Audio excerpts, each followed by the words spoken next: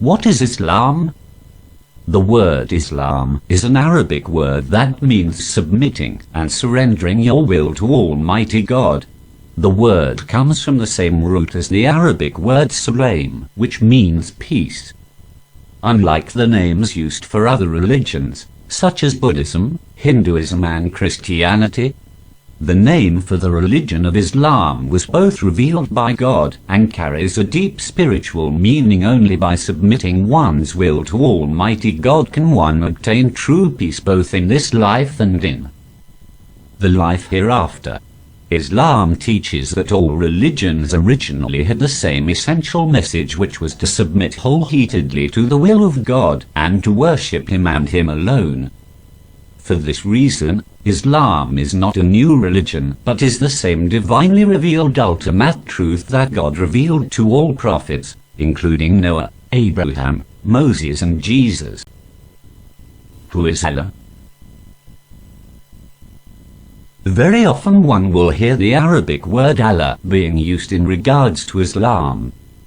The word Allah is simply the Arabic word for Almighty God, and is the same word used by Arabic-speaking Christians and Jews.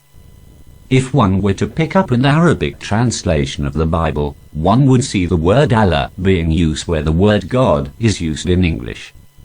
Actually, the Arabic word for Almighty God, Allah, is quite similar to the word for God in other Semitic languages. For example, the Hebrew word for God is Elah.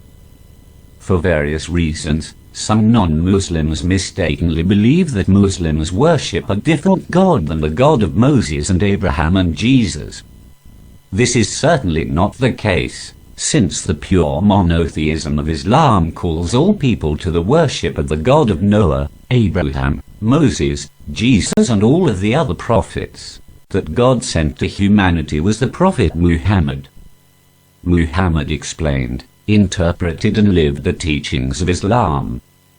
The Prophet Muhammad is the greatest of all prophets for many reasons, but mainly because the results of his mission had brought more people into the pure belief in one God than any other prophet.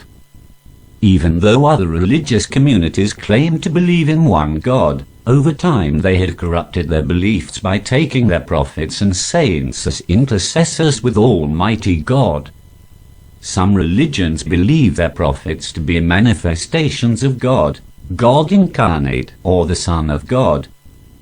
All of these false ideas lead to the creature being worshipped instead of the Creator, which contributed to the idolatrous practice of believing that Almighty God can be approached through intermediaries. In order to guard against these falsehoods, the Prophet Muhammad always emphasized that he was only a human being tasked with the preaching of God's message. He taught Muslims to refer to him as the messenger of God and his slave. To Muslims, Muhammad is the supreme example for all people. He was the exemplary prophet, statesman, military leader, ruler, teacher, neighbor, husband, father and friend. Unlike other prophets and messengers, the Prophet Muhammad lived in the full light of history. Muslims don't need to have faith that he existed and that his teachings are preserved. They know it to be a fact. Even when his followers only numbered a few dozen, Almighty God informed Muhammad that he had been sent as a mercy to all of mankind. Because people had distorted or forgotten God's messages, God took it upon himself to protect the message revealed to Muhammad. This was because Almighty God promised not to send another messenger after him.